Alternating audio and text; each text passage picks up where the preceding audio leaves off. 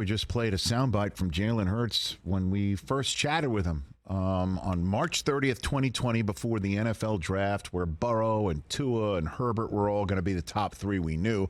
Just didn't know the order. We were assuming at that point in time it was going to be Burrow, coming off of that remarkable final season for him at LSU.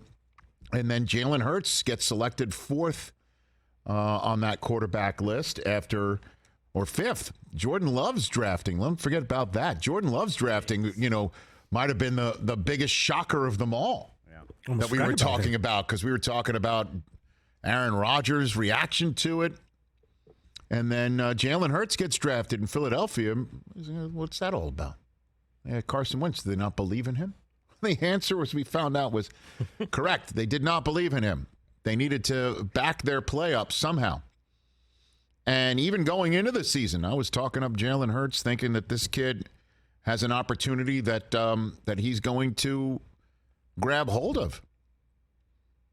I like the way that they finished last year, despite losing in the playoffs, and he was up and down, and there were many times where he didn't really turn on the Jets figuratively until the fourth quarter, late third quarter. Now look at him, 5-0. The lone remaining undefeated quarterback in the NFL. And he doesn't want to hear about it one bit. I personally, honest, I hate hearing 5-0. I don't like to hear it. Because nobody wanted to mention the record when we were 2-5. Nobody wanted to talk about that. So I don't want to hear it now. Can we come in here, control the things we can, attack every day, and just grow and climb? Like that's what matters, the process. He used the Philadelphia sports phrase, the process. I don't know if he was doing that intentionally or not, but I kind of dig it.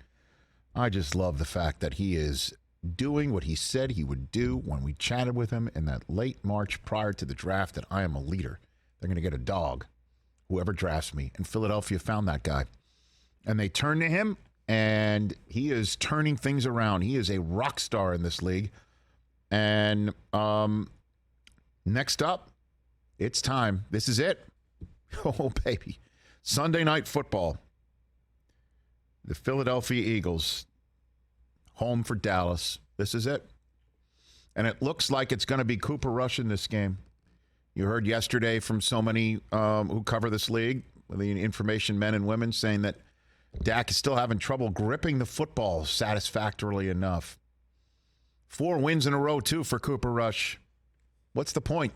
No reason to rush it at all. Nope. You already have 1 win in division in your back pocket on this 4-game winning streak from Cooper Rush. Why rush it? Just go in there, keep the momentum going, and then at some point you're going to switch back to Dak Prescott, because that's what you do when your starting quarterback is healthy enough to take the reins. This scrum after the game here in Los Angeles, California, where Jerry Jones was asked about the conversation around Cooper Rush, where he got a little defensive.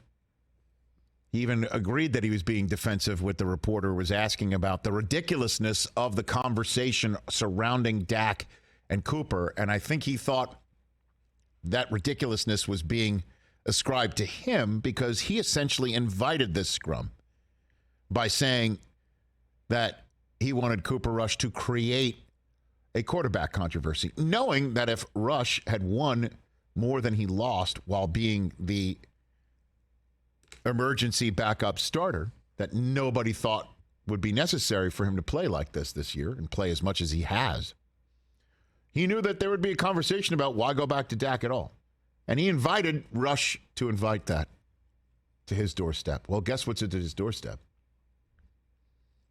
That conversation. And he, no matter how much he's trying to put it back in the bottle, and I told you at the time when he said he wants a quarterback controversy, he was basically saying, come on, Cooper, Rush, win as much as it can, but it's really Dak's job. He reiterated that after Rush remained undefeated as a starting quarterback out of Central Michigan. If they're both healthy, Dak is your quarterback, correct? Dak is the number one quarterback. Dak is our guy.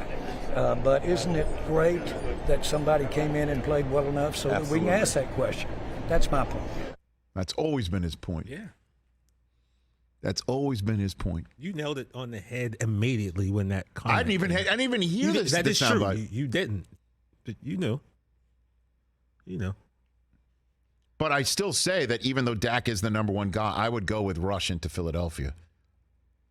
For various reasons. One, I don't think Dak's ready yet. Two, you're playing very well. Don't upset the apple cart if you don't have to, and they don't.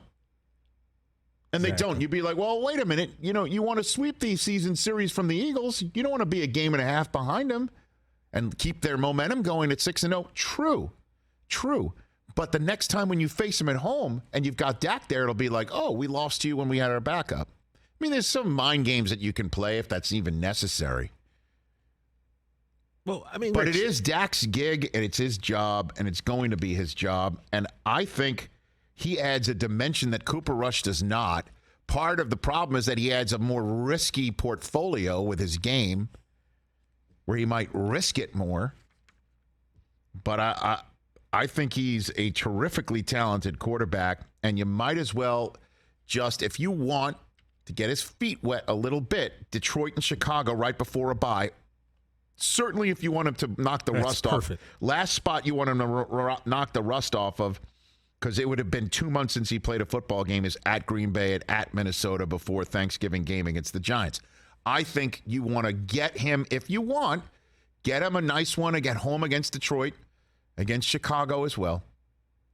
Home dates, knock the rust off, go into your bye week and get healthy, knock the rust off so his first game's not at Lambeau Field. That's it. That's the way I would play it. I like your style. But the results of that conversation will be, I think, our lead item 1 week from today. Don't you think? Sunday Night Football, Week 6. Huge.